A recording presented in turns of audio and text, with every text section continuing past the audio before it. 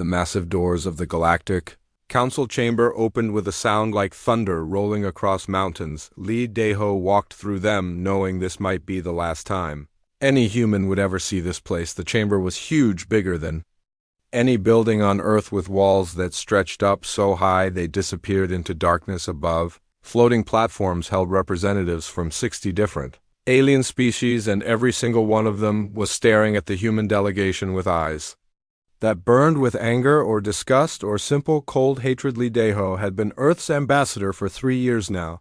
3 long years of bowing and scraping and saying yes sir and no sir to beings who treated humans like pets, who had learned to walk upright. He had memorized every rule, every protocol, every tiny detail of galactic law, because he knew that one mistake would give them an excuse to throw humanity out. But it seemed like all his careful work meant nothing now. The Vorthan Prime Minister stood on the highest platform in the center of the chamber, looking like a walking mountain of purple crystal, with lights that pulsed inside it. When it spoke, the voice that came from it sounded like glass breaking mixed with wind howling through caves. It raised one crystal arm, and the entire chamber fell silent. Your species has been under review for full membership in the Galactic Council for exactly 3 years, 2 months, and 14 days, the Vorthan said, each word coming out slow and deliberate like hammer blows. In that time you have submitted 47 applications for trade agreements, requested membership in 18 different cultural exchange programs, and asked for permission to establish colonies in 12 star systems. We have studied your species carefully. We have examined your history, your culture, your technology, your military capabilities, your social structures, and your psychological profiles. Kim So-jin sat in the observers section watching everything with the eyes of a soldier. She had been against this whole thing from the beginning. Humanity should have stayed in their own corner of the galaxy and built up their strength instead of begging for scraps from aliens who clearly thought they were better than everyone else. Her hand moved to where her sidearm would normally be, but weapons were not allowed in the council chamber. She had to content herself with memorizing the faces of every alien in the room, just in case she ever got a chance to meet them again under different circumstances. The Vorthan continued speaking, and its words hit like ice water. The application of the human species for full membership in the Galactic Council is hereby denied. Furthermore, your species is banned from entering Council-controlled space. Your trade agreements are cancelled. Your cultural exchange programs are terminated. Your colonial permits are revoked. You have 72 hours to evacuate all human personnel from Council territory. The chamber erupted in sounds that might have been cheering or might have been the alien equivalent of laughter. Lee Daeho felt his heart sink into his stomach, but he kept his face calm and neutral. He would not give these beings the satisfaction of seeing him break down. The human delegation had practiced for this moment, even though they had hoped it would never come. A tall, thin alien that looked like a praying mantis made of silver metal stood up on one of the lower platforms. Ambassador Lee Daeho, it said in a voice like metal scraping against metal, your species was warned repeatedly that violence and unpredictability are not compatible with civilized galactic society. Your people have been involved in more military conflicts in the past century than most species engage in. Over a millennium you wage war against your own kind. You destroy your own environment. You create weapons designed specifically to kill other humans. These are not the actions of a species ready to join the Galactic Community. Captain Park Min-ho stood near the back of the human delegation area. He had been quiet during the entire proceedings, but now he spoke up loud enough for everyone to hear. Perhaps, honored representatives, you should ask yourselves why a species that is so violent and unpredictable was able to go from first flight to interstellar travel in less than a century. Perhaps you should wonder why we have developed new technologies in 3 years that your species took decades to discover.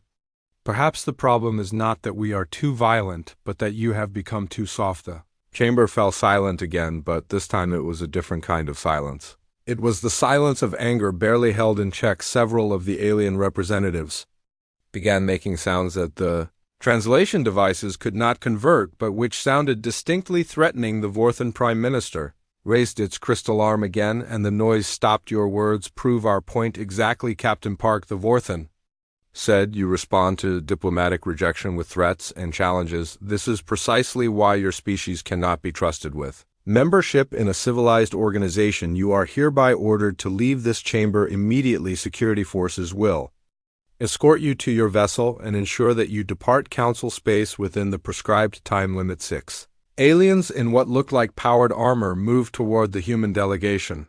They were not pointing weapons, but their hands were resting on what were clearly gun handles. Lee Dae-ho looked at his team and nodded slightly. They would leave with dignity even if they were being thrown out like criminals. As they walked toward the exit, Kim So-jin caught sight of something that made her blood run cold. On one of the higher platforms, she saw a group of aliens that looked like walking trees with faces made of bark and leaves. The botanical collective had been one of the few species that had spoken in favor of human membership, but now they were sitting in silence, refusing to even look at the human delegation. It was clear that they had been told to keep quiet or face consequences themselves. The walk to the exit felt like it took forever. Every step echoed in the huge chamber, and Lee Dae-ho could feel hundreds of alien eyes watching them leave. He thought about all the things he could say, all the speeches he had prepared for different situations, but what was the point? These beings had already made up their minds, probably long before the humans had even applied for membership. Choi Dae-jin, the communications officer, was walking right behind him. He could hear her whispering into her earpiece, sending reports back to Earth. She was telling the folks back home that the mission had failed, that humanity was being kicked out of the galactic community, that they had 72 hours to get every human out of council space before the aliens started shooting. As they reached the exit doors, Lee Dae-ho turned around for one last look at the chamber. The Vorthan Prime Minister was still standing on its platform, but now it was talking to other alien representatives. The chamber was already moving on to other business, as if the humans had never existed at all. It was clear that to these beings humanity was nothing more than a minor inconvenience that had finally been dealt with. Doors closed behind them with a sound like a tomb being sealed. Captain Park Min-ho looked at his fellow humans and shook his head. They think they have seen the last of us, he said quietly. They think we will just go back to our little corner of the galaxy and hide like frightened children. They are about to learn that they have made a very big mistake. The human delegation walked toward their ship, knowing that they were about to become the most hated and hunted species in the galaxy, but they also knew something that the Council did not know. When you corner a human, they do not give up, they get creative, and creativity was something that the galaxy had never seen before.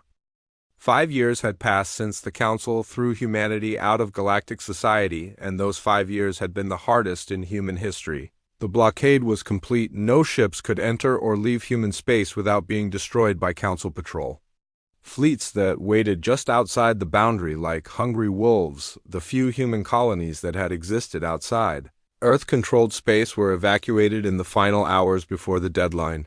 Those who could not make it back were never heard from. Again, Dr. Han Soo-bin stood in her laboratory deep beneath the mountains of Korea, staring at pieces of alien technology that had been smuggled back during the evacuation. The lab was a secret facility that officially did not exist, funded by money that came from sources no one was supposed to talk about. She had been working 18-hour days for 3 years trying to understand how alien technology worked and, more importantly, how to make it work better. The problem was that everything the aliens built was designed to be stable and predictable. Their engines ran on principles that had not changed in thousands of years. Their computers followed programming patterns that were older than human civilization. Their weapons were powerful, but they were also completely unable to adapt to new situations. It was like they had decided that innovation was dangerous and had chosen to stop trying to improve anything. Han Soo-bin had a different idea. She believed that the aliens had become weak and comfortable. They had ruled the galaxy for so long that they had forgotten how to deal with real challenges. Humans, on the other hand, had spent their entire existence fighting against impossible odds. They had learned to be creative, to take risks, to try things that seemed crazy, because sometimes crazy was the only thing that worked.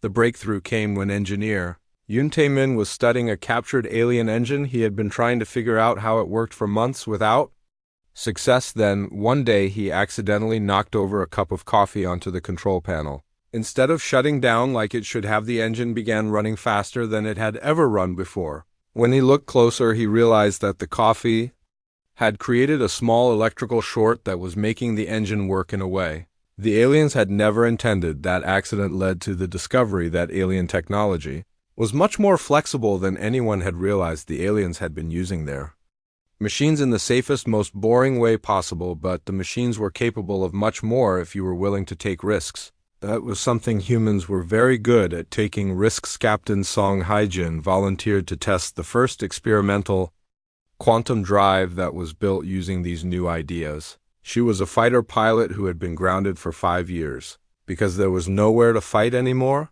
the drive was installed in a small scout ship that had been stripped of everything except basic life support and the new engine. Nobody knew if it would work, or if it would tear the ship apart, or if it would open a hole in space that would swallow the entire solar system. She climbed into the cockpit knowing that she might never come back out. Her hands shook as she started the engine sequence, but not from fear, from excitement. For the first time in 5 years, she felt like she was doing something that mattered. The engine hummed to life, and reality seemed to bend around the ship's space folded in on itself, and suddenly she was moving faster than light without using any of the alien dimensional gates that had controlled galactic travel for millennia. The test lasted only 30 seconds, but it changed everything. Humans were no longer trapped in their own star system. They could travel anywhere in the galaxy without asking permission from anyone.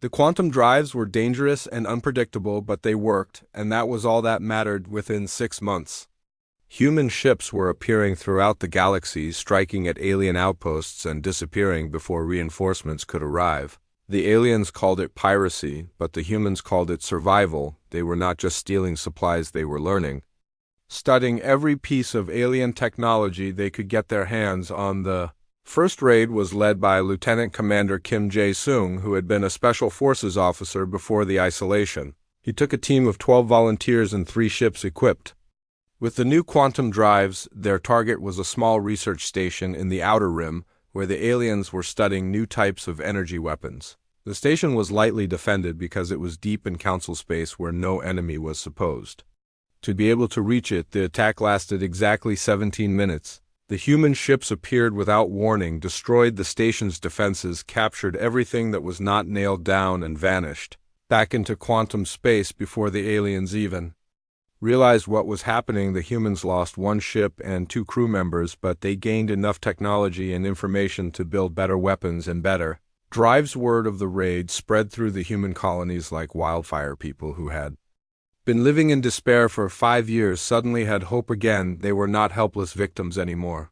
They were fighters, and they were going to make the aliens pay for every insult, every humiliation, every human life that had been lost because of the blockade. The aliens tried to respond, but they were fighting an enemy they did not understand. Council fleets would arrive at attacked locations to find nothing but wreckage and empty space. The humans were using tactics that had never been seen before in galactic warfare. They struck fast and hard at targets that seemed random but were actually carefully chosen to cause maximum damage with minimum risk. Admiral Chun Wei-ming was put in charge of coordinating the raids from a hidden base built inside an asteroid in the Kuiper Belt. He had been an intelligence officer before the isolation, and he understood that information was more valuable than weapons. The raids were not just about getting supplies, they were about learning everything possible about alien technology, society, and military capabilities. Every raid brought back more than just stolen goods. It brought back knowledge about how the aliens thought, how they fought, how they lived. The humans began to understand that their enemies were not as powerful or as smart as they pretended to be. They were old and set in their ways, and they had forgotten how to adapt to new threats. The quantum drives were improving. With every test, new designs were smaller, faster, and more reliable. Human engineers were taking alien technology and making it better than the aliens had ever dreamed possible. The isolation that was supposed to weaken humanity was actually making them stronger because they had to innovate or die. By the end of the 5th year, human raiders were operating throughout the galaxy. The aliens had increased their patrols and fortified their bases, but it did not matter. The humans could appear anywhere, at any time, and there was nothing the Council could do to stop them. The species that had been thrown out of civilized society was becoming the most feared force in the galaxy, the Great Isolation was coming to an end, but not in the way the aliens had planned. Instead of crushing humanity, it had forged them into something new, something dangerous, something that would not stop until the galaxy itself was remade in their image. The Council's response to the human raids was swift and brutal. Admiral Vex 9 was a creature that was more machine than flesh, with metal arms and glowing red eyes that never blinked. He had been built for war, and he was very good at his job. The Council gave him unlimited authority to hunt down and destroy every human ship in the galaxy, and he took that job very seriously. His first action was to bomb 3 human colony worlds from orbit. The colonies were small and poorly defended, and they were wiped out in minutes. Billions of humans watched the recordings of their own people being killed, and they understood that this was not a game anymore. This was a war for survival, and the enemy was not going to show mercy. But the humans had learned something important during their years of isolation. They had learned to fight dirty. Lieutenant Colonel Kim Jae-sung took command of the human military response, and he threw out every rule of civilized warfare the aliens wanted to play by their ancient codes of honor and proper military procedure. The humans wanted to win. New human strategy was simple: hit the enemy where they were weakest and disappear before they could hit back. Human ships began targeting supply convoys, communication relays, and isolated outposts. The aliens had built their military assuming that their enemies would fight fair and honorable battles. Human did not care about honor, they cared about results. The first major victory came when a human strike team destroyed the central communications hub for the entire Vorthan sector. The attack was led by Captain Park Min-ho, who had been planning it for months. The hub was supposed to be impossible to attack because it was located in the middle of a heavily defended star system, but the humans did not attack it directly. Instead, they spent weeks placing quantum mines throughout the system. Each mine was barely larger than a person, and they were completely invisible to alien sensors. When the mines were activated, they created a cascade failure that knocked out every communication system in the sector. For 3 days, the Vorthan military was blind and deaf, and the humans used that time to hit dozens of targets before disappearing back into quantum space. But the real change came when the humans started making allies. The Zephyrians had been conquered by the Council 300 years ago, and they had been treated like slaves ever since. They were fast and agile, and they hated their alien masters with a passion that burned hotter than stars. When human agents made contact with their underground resistance, the Zephyrians were eager to help. The first meeting took place on a dead world at the edge of the galaxy where no Council ships ever went. The Zephyrian leader was a being that looked like a cross between a bird and a tornado, with wings that could cut through steel and eyes that glowed with inner fire. The humans called him Windwalker because that was the closest their translators could come to his real name. Windwalker spoke in a voice like rushing air. We have waited 3 centuries for someone to offer us a real chance at freedom. Your species may be young, but you have something we have lost: the courage to fight back. We will help you, and in return you will help us reclaim our worlds. The alliance with the Zephyrians changed everything. The humans gained access to reconnaissance data that the aliens had been gathering for decades. The Zephyrians learned human tactics and began using them against their oppressors. Within months, the partnership had spread to other conquered species throughout the galaxy. The hive minds were insectoid creatures that thought as one massive, collective consciousness. They had been enslaved by the Council and forced to work in dangerous mines and factories. When human agents offered them freedom in exchange for their help, the entire species agreed. In less than an hour, they began sabotaging Council operations from the inside while feeding information to human raiders. The Depth Dwellers were aquatic beings that lived in the oceans of water worlds throughout the galaxy. They had been ignored by the Council for so long that most aliens had forgotten they existed, but they had been watching and learning, and they were angry about being treated like they did not matter. They began attacking underwater installations and supply depots that the Council had thought were completely safe. Agent Park Yun-woo became the architect of this growing network of resistance. She had been a spy before the isolation, and she knew how to build secret organizations that could operate under the noses of powerful enemies. She traveled throughout the galaxy, using false identities and quantum ships to make contact with species that wanted to fight back. The Intelligence network she built was unlike anything that had ever existed in galactic history. Information flowed both ways, human technology and tactics spread to rebels on dozens of worlds, while detailed intelligence about Council military movements reached human commanders. The Council found themselves fighting an enemy that seemed to know their every move before they made it: the underground. War escalated rapidly. What had started as simple raids became coordinated campaigns. Entire Council fleets would arrive at strategic locations only to find that their enemies had already struck somewhere else. The rebels were always one step ahead.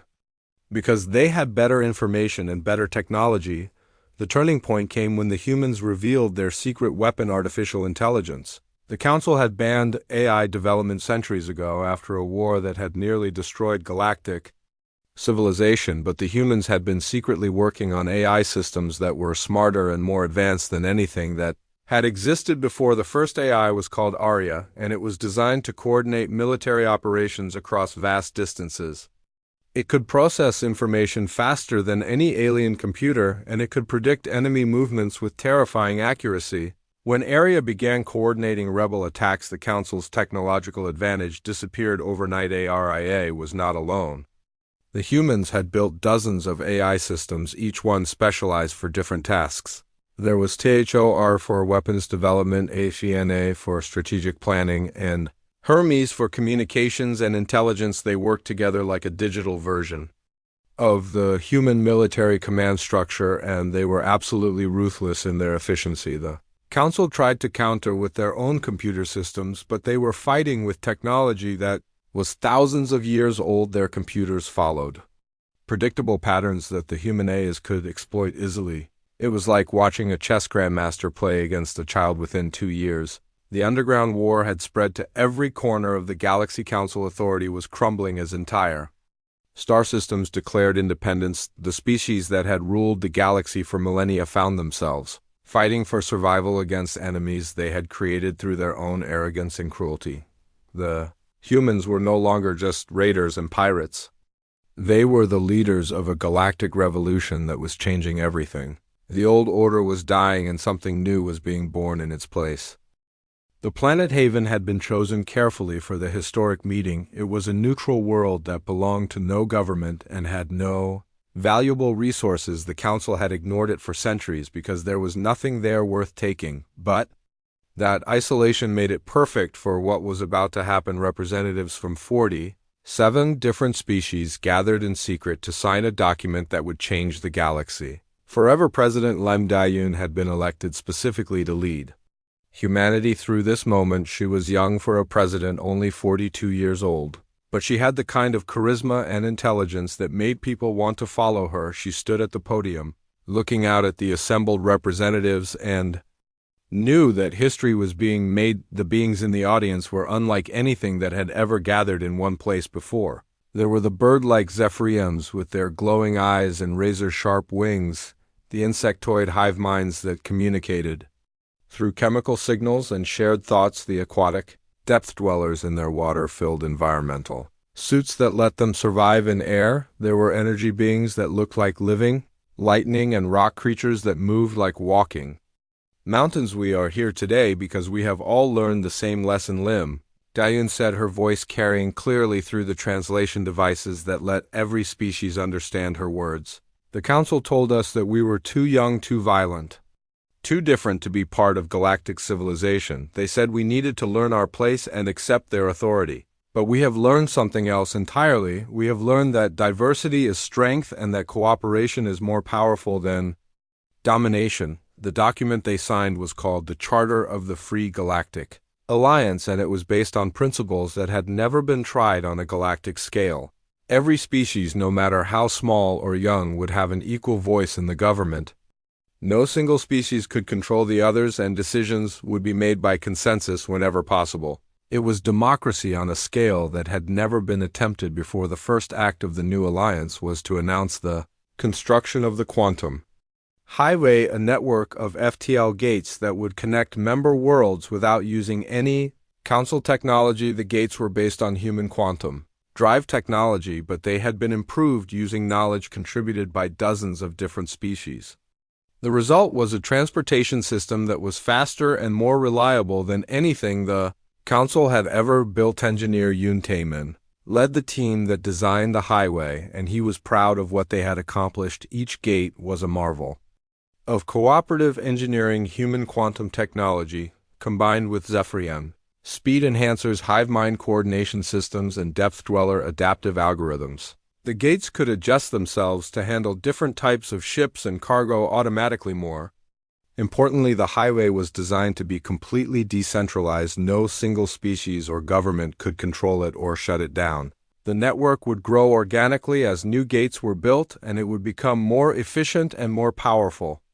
With each addition, it was a physical manifestation of the Alliance's principles of cooperation and shared control. The economic implications were staggering. Species that had been isolated for centuries suddenly had access to new markets and technologies.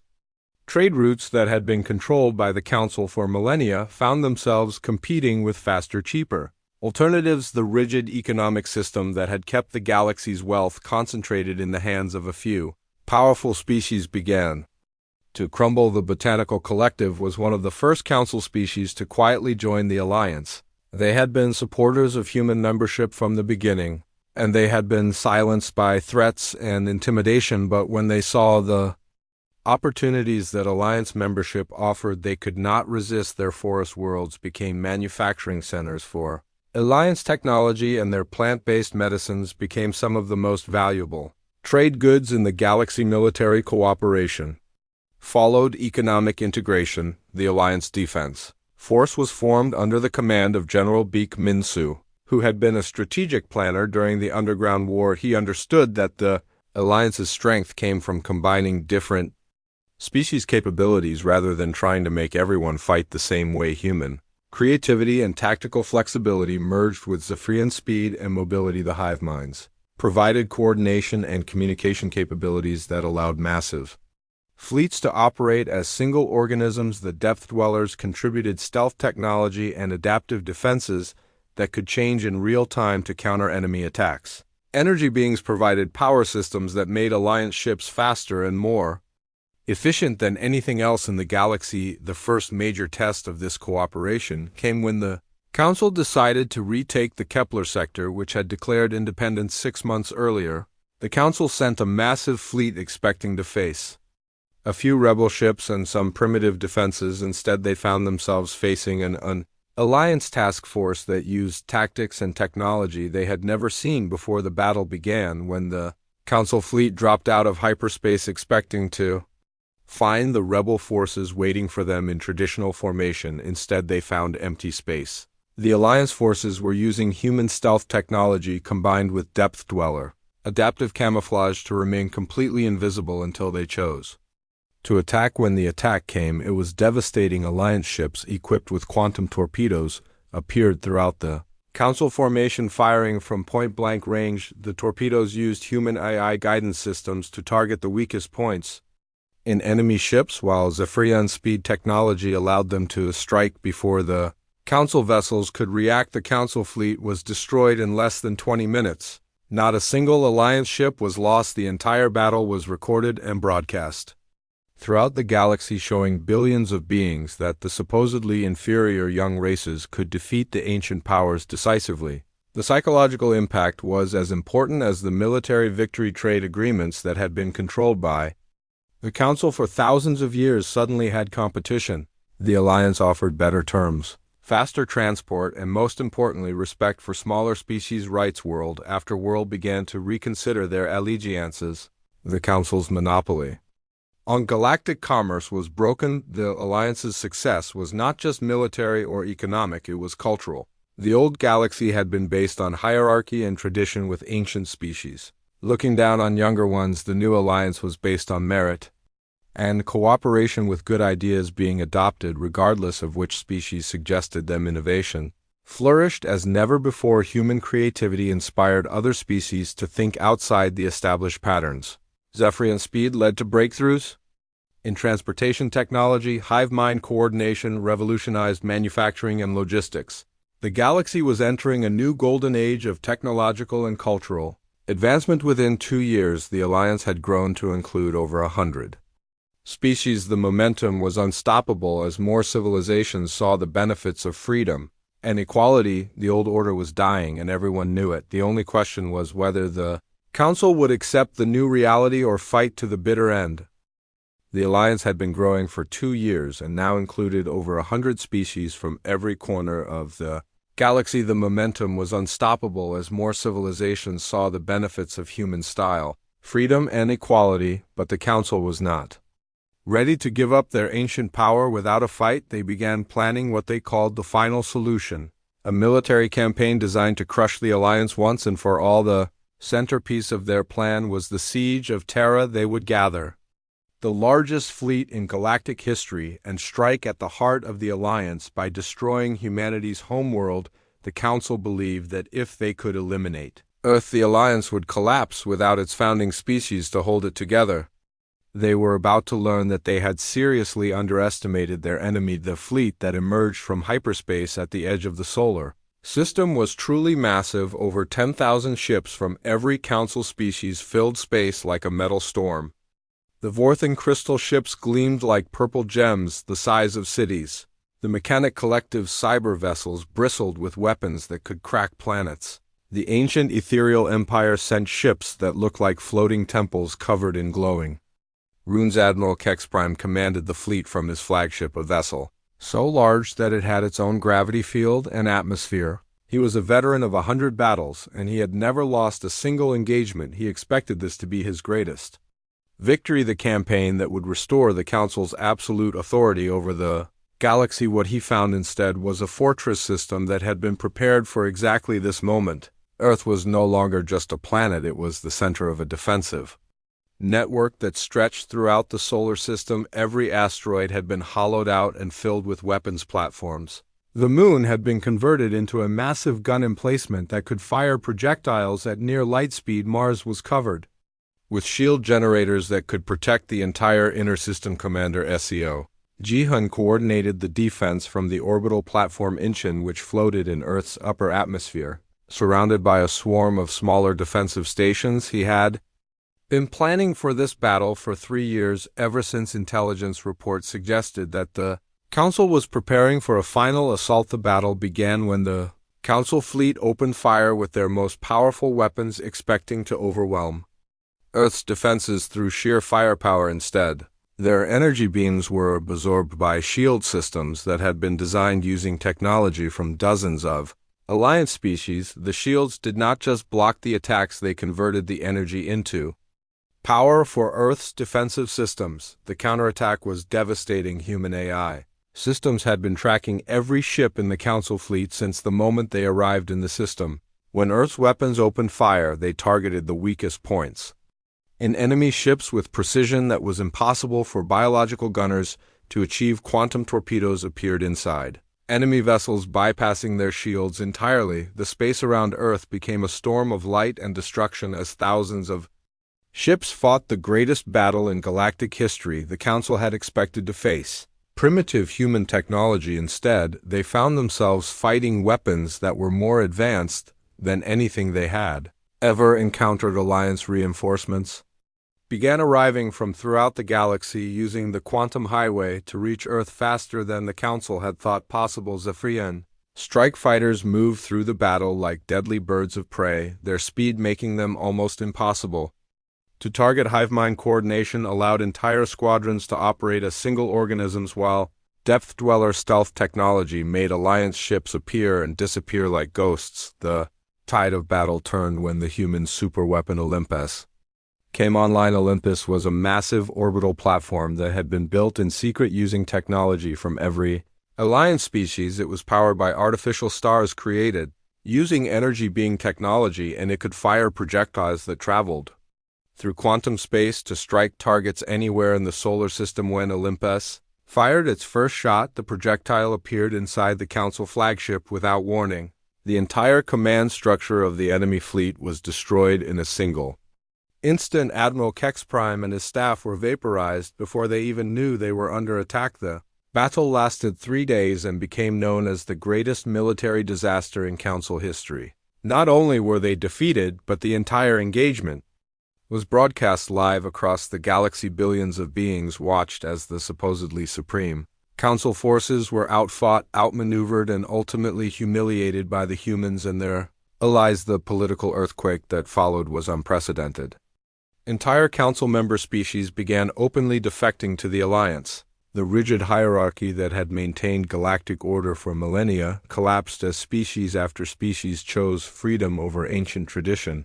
The Council's authority, built on the belief in their inherent superiority, crumbled when that superiority was proven false. The Ethereal Empire was the first major Council member to switch sides. Their representatives arrived at Alliance headquarters on Haven carrying formal documents of surrender and requests for membership. The Ethereals had ruled 1,000 worlds for 10,000 years, but they were pragmatic enough to recognize when they had backed the wrong side. The Mechanic Collective followed within days. Their cyber-enhanced representatives calculated that the Alliance offered better odds of survival and prosperity than the dying Council. They brought with them advanced manufacturing technology that increased Alliance production capacity by 300% overnight. Dr. Chun Heo Jin had been working on something called the Transcendence Project for 2 years, using quantum technologies that pushed the boundaries of physics itself. The goal was to solve the energy crisis that had limited galactic civilization for centuries. Most species had to choose between having enough energy for industry or enough energy for defense. But never both. The breakthrough came when she figured out how to tap directly into the quantum foam that underlies all reality. It was dangerous research that could have destroyed entire solar systems if something went wrong. But the potential benefits were worth the risk. Unlimited clean energy that could power entire civilizations without any environmental cost. When the first Transcendence generator came online, it produced more energy than the entire Council had used in the previous year. The technology was immediately shared with all Alliance members for free, breaking the scarcity-based economy that had kept the Council in power for so long. The revolution had spread beyond politics and military conflict. It had become a fundamental shift in how galactic civilization operated. The old ways of hierarchy, tradition, and control were being replaced by innovation, cooperation, and freedom. The galaxy was experiencing changes that would reshape everything for generations to come. Species that had been trapped in rigid caste systems for millennia were experiencing social mobility for the first time. Individuals could advance based on their abilities rather than their birth circumstances. The creative explosion that followed accelerated technological and cultural development beyond anyone's wildest dreams. The Council still existed, but it was now just one government among many, no longer the absolute authority it had once been. Some Council species adapted and eventually joined the Alliance as equals. Others clung to their ancient prejudices and retreated to isolated sectors of the galaxy where they could pretend that the old ways still mattered. The galaxy would never be the same. The species that had been thrown out for being too young, too violent, and too different had not only survived, but had transformed the entire galactic community. The revolution was complete, and there was no going back. 10 years had passed since the Council threw humanity out of their chambers, and the galaxy was completely transformed. The Free Galactic Alliance now controlled more than half of known space and included over 300 different species. The old Council still existed, but it was just one government among many, no longer the supreme authority that had once ruled with absolute power. Chancellor Kwan Sung Ho stood at the podium in the Great Assembly Hall on Haven, preparing to address the largest gathering of intelligent species in galactic history. The hall was massive, larger than any building that had existed before the Alliance, with seating for representatives from hundreds of worlds. The diversity was staggering. Beings of every shape and size and type of existence working together as equals. Today marks the 10th anniversary of humanity's expulsion from the Galactic Council. Kwan Sung Ho began, his voice carrying clearly through translation devices that had been improved using technology from dozens of species. 10 years ago, we were told that we were too young, too violent, too unpredictable to be part of civilized galactic society. Today, we stand at the center of a new civilization that is more prosperous, more peaceful, and more free than anything the galaxy has ever seen. The transformation had gone far beyond politics, human concepts of individual rights, Democratic governance and economic freedom had spread throughout the galaxy like seeds carried by the wind. Species that had been trapped in rigid caste systems for millennia were experiencing social mobility for the first time. The creative explosion that followed had accelerated technological and cultural development beyond anyone's wildest dreams. The Quantum Cities project represented the pinnacle of this new cooperation. These were massive space habitats built using technologies from dozens of species that housed millions of beings from hundreds of worlds. Each city was a marvel of engineering. That would have been impossible under the old system where species refused to share their knowledge with others. The largest of these cities was called New Harmony, and it orbited the galactic core itself, where the density of stars made it the perfect location for a major population center. The city was home to over 50 million beings from 200 different species, all living and working together in ways that had never been attempted before. The city's design reflected the Alliance's principles of cooperation and equality. There were no separate sections for different species, no hierarchies based on age or tradition. Instead, the city was organized around function and preference, with beings choosing where to live based on their needs and desires rather than their biology. The agricultural sectors were tended by species that had evolved on garden worlds and understood plant biology better than anyone else. The manufacturing areas were run by beings that had natural talent for working with their hands or manipulating matter at the molecular level. The research districts were filled with species that had evolved intelligence as their primary survival trait. But the most remarkable thing about New Harmony was how peaceful it was. Despite housing dozens of species that had been enemies for thousands of years, there was almost no conflict. The Alliance's emphasis on respect and cooperation had created a culture where differences were celebrated rather than feared. The former council races had been forced to make a choice. They could adapt to the new reality and join the Alliance as equals, or they could retreat to isolated corners of the galaxy and watch the universe pass them by. Some, like the Botanical Collective, had chosen to embrace change and had become valuable Alliance members. Others had stubbornly clung to their ancient prejudices and found themselves increasingly irrelevant. The Vorthan Collective had been one of the last holdouts. Their crystal beings had ruled their sector for over 50,000 years, and they found it difficult to accept that they were no longer the supreme authority. But even they eventually recognized that the Alliance offered opportunities that the old system never had. Their advanced crystalline technology became the foundation for new types of quantum computers that revolutionized information processing.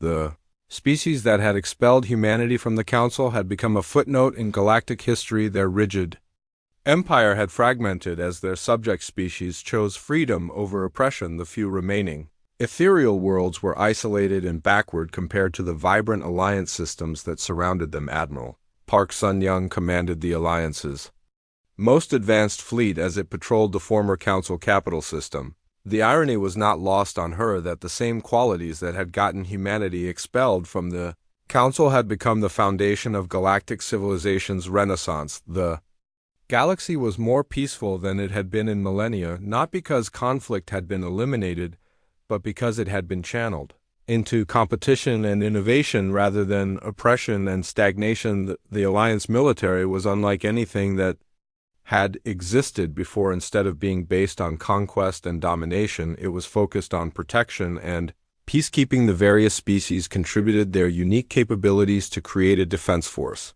that was more effective than any single species. Military could have been human tactical flexibility combined with Zephyrian speed and hive mind coordination. The depth dwellers provided stealth and reconnaissance capabilities, while the energy beings powered weapons and shields that were more advanced than anything the old Council had possessed. The result was a military force that was both powerful and restrained, capable of defending Alliance worlds without becoming a threat to galactic peace. The economic transformation was equally dramatic. The Alliance had created a truly free market economy where success was determined by merit and innovation rather than political connections or ancient privileges. Small species that had been ignored under the old system found themselves becoming major economic powers because they had developed specialized skills or technologies that were valuable to the larger community. The energy revolution triggered by the Transcendence Project had eliminated scarcity as a limiting factor in galactic development. Every alliance world now had access to unlimited clean energy, which had transformed everything from manufacturing to transportation to communication. The old economy based on controlling limited resources had been replaced by an economy based on creativity and innovation. Cultural exchange flourished as never before. The Alliance had established universities and research centers where beings from different species could work together to solve problems and explore new ideas. The combination of different perspectives and ways of thinking had led to breakthroughs that would have been impossible under the old system of segregation and hierarchy. Art and entertainment had been revolutionized as well. Species that had never been allowed to share their cultural traditions under the Council's rigid system now had the freedom to create works that combined elements from dozens of different civilizations. The result was a flowering of creativity that made the galaxy a more beautiful and interesting place to live. The final scene of this transformation took place on Earth itself, which had become a symbol of the new galactic order. The planet that had once been isolated and blockaded now hosted visitors from hundreds of worlds. The rebuilt United Nations building had become a museum dedicated to the history of the Alliance and the principles that had made it possible. The main hall, a simple plaque, bore the words that had started it all: thrown out of the Council, humans rewrote the galaxy's rules. The plaque was surrounded by representatives from every Alliance species, a living testament to the power of cooperation and the importance of giving everyone a chance to contribute. The galaxy had learned a fundamental truth about humanity: when you cast them out, they do not disappear. They innovate, they adapt, they find a way to not just survive, but thrive, and in doing so, they lift up everyone around them. The universe was bigger, brighter, and more free because humanity had been deemed unworthy of joining the cosmic community. The transformation was complete, but it was also just the beginning. The Alliance was already planning expeditions to other galaxies where they hoped to spread the principles of freedom and cooperation to civilizations that had never imagined such things were possible. The species that had been rejected for being too young and too different had become the teachers and leaders of a new age. The galaxy would never be the same, and that was exactly how humanity had always wanted it to be.